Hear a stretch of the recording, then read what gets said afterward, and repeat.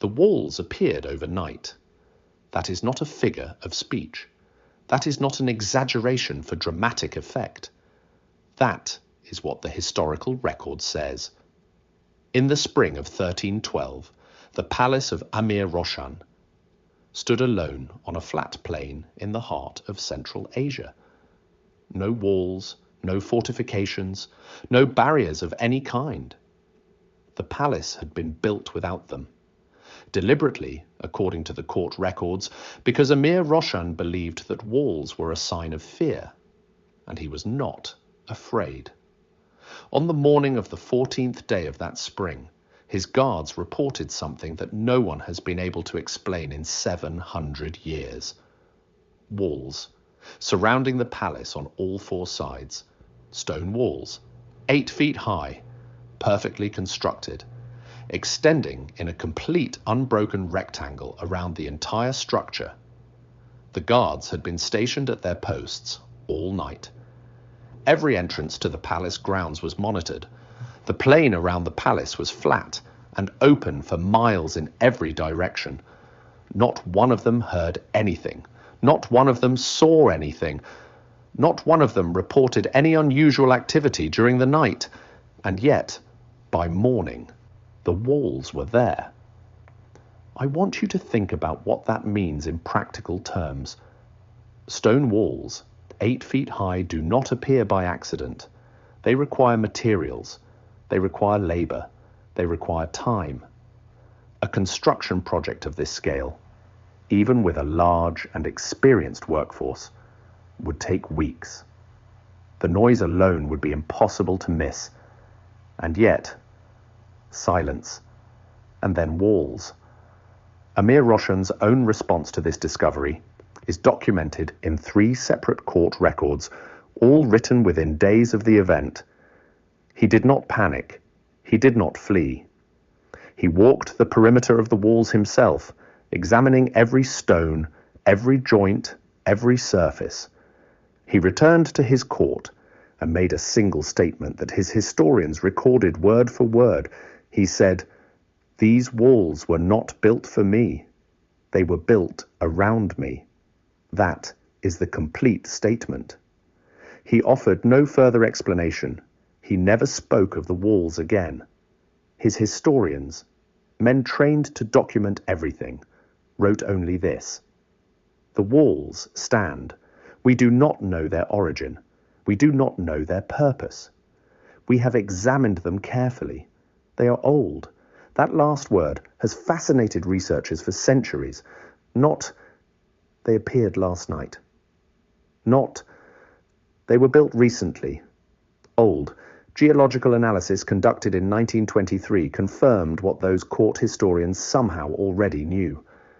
The stone used in the walls dates to at least 200 years before the palace. Their construction places them firmly in the 12th century, a full 200 years before Amir Roshan ever moved in.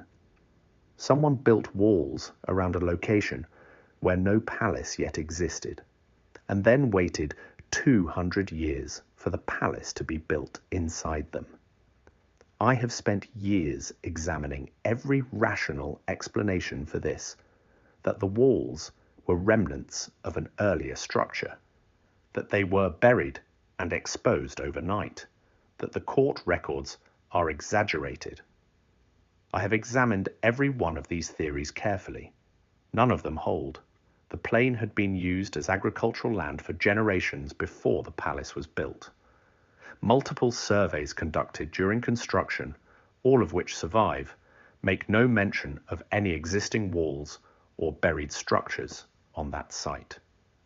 The walls were not there, and then they were. Amir Roshan lived inside those walls for 11 years. His historians documented his daily life in extraordinary detail. In 11 years, not one of them ever wrote another word about the walls, as if the question had been asked, and the answer, whatever it was, had made them decide never to ask again. I told you, at the beginning, there is something I have been holding back. In part 2, I'm going to tell you what researchers found when they finally opened a section of one of those walls in 1931. What they found inside the stone did not answer the question of how the walls appeared. It made the question considerably harder to ask.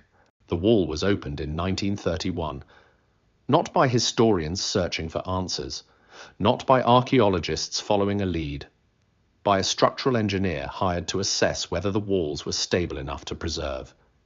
He tapped the eastern wall with a small hammer. Standard procedure. Checking for weakness. The wall sounded wrong. Not hollow. Stone walls are never truly hollow. But wrong. A sound he later described in his report as inconsistent with solid construction, as if something inside the stone was interrupting the density. He filed a report. Permission was granted to remove a small section of the eastern wall for examination. What the team found inside stopped the project completely. Objects, sealed within the solid stone itself, not hidden in a cavity, not placed behind a panel, sealed within the stone, as if the stone had been formed around them, as if someone had placed these objects inside the wall before the wall was finished, before the stone hardened around them. 11 objects in total from that single section, each one wrapped in aged silk, each one placed at precise regular intervals within the stone, each one in perfect condition. The team leader, a British archaeologist named Dr. James Hartley, wrote in his field notes that the discovery made no sense. He wrote, "The objects are not behind the stone. They are inside it. The stone has formed around them completely. I cannot explain how this was done. I am not certain it should have been possible." The objects were removed and taken for analysis. The results took 6 months. When the report was published, it caused immediate controversy. Not because the findings were unclear, because they were impossible to dismiss. Every object was identified. Every object was dated. Every object was traced to a specific origin. And every single one of them, all 11, had been made after the walls were built. Not before, after. The walls were constructed in the 12th century. The objects sealed inside them were made in the 14th century. 200 years after the walls that contained them. Objects made 200 years after the walls they were found sealed inside. Dr. Hartley spent the rest of his career trying to explain this. He proposed 17 different theories. He rejected all 17 himself. In his final published paper, written 3 years before his death, he wrote one paragraph that said everything. He wrote, "I have studied these walls for 20 years. I have no explanation. I am certain only of this. Someone placed those objects inside that stone after the stone was already there, and I do not know how that is possible. The walls still stand. The section that was opened was carefully reconstructed. The remaining objects, those not removed in 1931, are still sealed inside the stone. No further excavation has been permitted since 1931. The official reason given is preservation concerns. Those concerns are real, but there is a second document, classified for 40 years and only released in 1987, that gives a different reason. It reads, "Further excavation, suspended pending explanation of existing findings.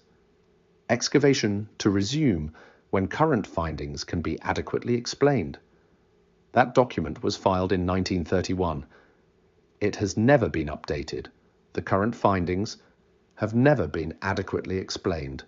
The excavation is still officially suspended, still waiting, still pending an explanation that has not arrived in over 90 years.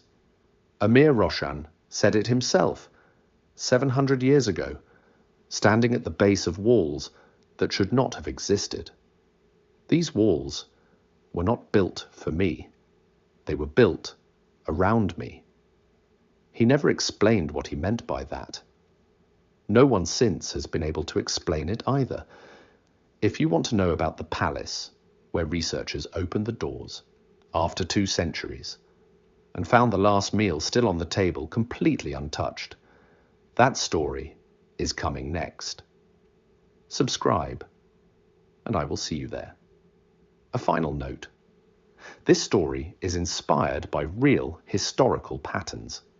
Objects discovered within ancient stone structures are a matter of archaeological record. Walls of uncertain origin surrounding historical sites exist across multiple cultures.